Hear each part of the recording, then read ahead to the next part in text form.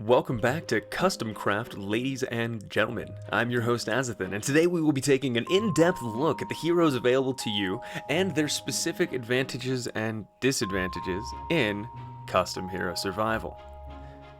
Now, the first question was how to organize these little guys into a sensible order, so I've gone into 4 different categories. We have heroes with stat-based uniqueness, heroes with mechanic-based specialties, heroes that I consider to be mold breakers, and then the worst of the worst. Hopefully we'll do a decent job of describing all of these heroes to you as we continue on.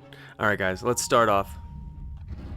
Alright, and starting off our list, we have the stat-based anomalies. In this category, we have 6 heroes. Starting with Buck and Buster, who is a punk-ass piece of absolute Sorry. So, Buck and Buster is unique in that he, as he levels up, will actually lose stats.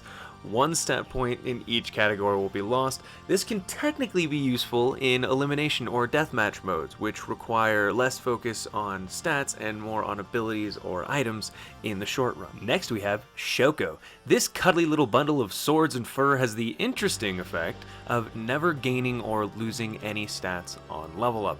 Starting with a base 30 in all of his stats, this can again be useful for elimination or deathmatch mode. Next we have Griswold. Griswold starts the game as the weakest single hero in the entire lineup. But by level 10 he'll be keeping pace with all the other heroes, and by the end of the game, well, let's just say, with 5 stat points gained in every ability per level, his maximum ability points sit at nearly twice that of every other hero in the game. I am here. If you gave Griswold a cannon and a tumour with a Scottish accent, you'd have this misbegotten wrench. But really, Charles and Shaggy is interesting for several reasons. 1, his attacks have an AoE effect and extreme range. 2, his movement and attack speed are abysmal. 3, his cast animation is the longest in the game, meaning fewer viable builds. Despite this, his stats rank only slightly lower than Griswold's overall, meaning he's a terrifying combatant regardless. Next we have Savvy, and the silly smooth skins would be wise to beware Savvy's salacious slashes and scintillating intelligence scaling. TLDR, Savvy's got brains but no brawn. This hero gains absolutely no natural levels in strength or agility, but boasts the highest intelligence scaling of any hero in the game. Yup, that's right, he's strong, he's chonk, but most importantly, he got that badonk. This bad boy has the highest strength scaling and health in the entire game, but is truly atrocious when it comes to movement speed, attack speed, and he will gain no other stats naturally besides strength. Next up, we have our mechanic-based heroes. In this category, we have 8 total heroes, and what defines them is the fact that the way their abilities work, or the way their attacks work, or something about them is unique that can change how you would approach their playstyle. Alright, let's first check out Zezel. Now, Zezel the Time Wizard is the definition of a carry hero. He will struggle madly to survive in the early rounds with close to the worst stat scaling in the entire game. This important deficiency is made up for in the form of absolutely 0 cooldown on his spells, meaning a properly leveled and geared Zezel is perhaps the most dangerous hero in the entire game.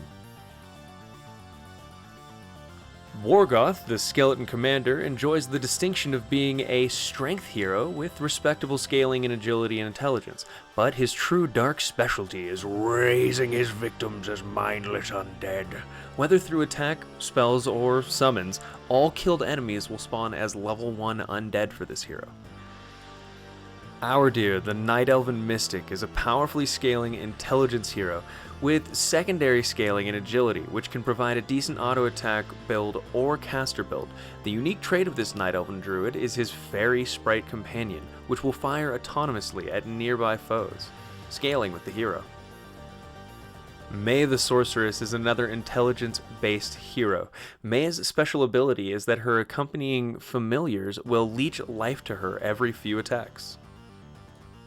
Vlad truly rejoices in spilling his enemy's blood, gaining health back with each confirmed kill.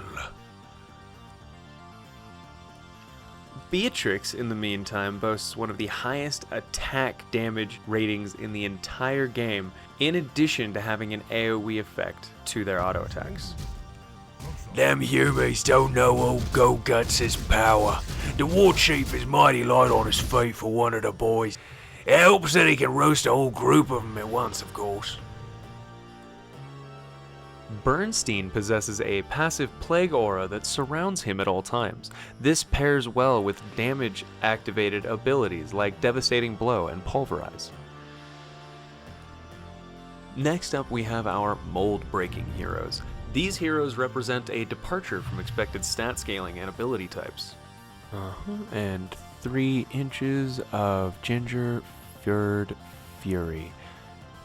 Oh, whoa, sorry about that. Sorry guys, I was working on my Tinder profile rough draft. So, Crunchy, on the other hand, is a strength-based hero who scales lowest in strength. Weirdly enough, this means that with a insanely fast attack speed and decent scaling and intelligence, stacking strength tomes and items can actually prove to be a very useful strategy.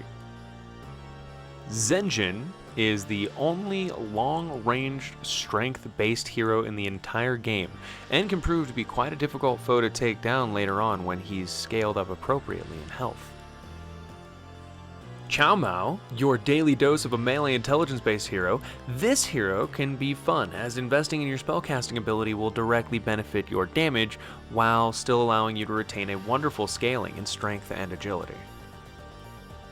Zarin is a good brawler strength hero all around, but he benefits from the unique effect of having a technically ranged attack, meaning that Thorns and Spiked Carapace will not be activated, but Zarin can also not benefit from Vampiric Aura. Alright, and next up we have just your generally good heroes. These I would consider to be decent grabs, even in any random game. You could be happy with these as long as you build according to their strengths. Some of them are not as flexible or as unique as previously mentioned heroes. Raymond is a phenomenal intelligence scaling hero with average scaling in his other 2 stats. Mad Hedwig is a wonderful strength scaling hero, but has minimal scaling in intelligence and agility. Sasha is perhaps one of the strongest heroes in the game, with an amazing agility scaling in addition to above average scaling in his other 2 stats as well. Bubba is as close to a regular strength-based hero as you can get, with no unique abilities, just decent stat scaling in most things. Blade is an extremely fast attacking, agility-based melee hero that can be very good for an auto attack based build. Mayo is one of the more unique melee heroes in that he has perhaps one of the slowest base movement speeds in the game, but scales extremely well in all of his other stats, mainly in strength. Green Steve is your average agility-based scaling hero with no unique properties to him. Not putting Marley into the Mold Breakers was a tough call for me, as they are an intelligence-based hero that scales more highly in strength and have high damage variance in their auto attacks with very low end damage and very high end damage. And last up we have the bad. Alright, let's check out these 2 heroes in this category. First up we have Aurora, Sasha's younger and in every way crappier sister. Go home, Meg. And Marsha. Next up we have Diane.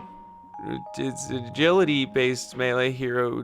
No, just don't do it. Don't hurt yourself. Why would you do this to yourself? If you're really in to that kind of stuff, just go play Dark Souls with no armor and only fists.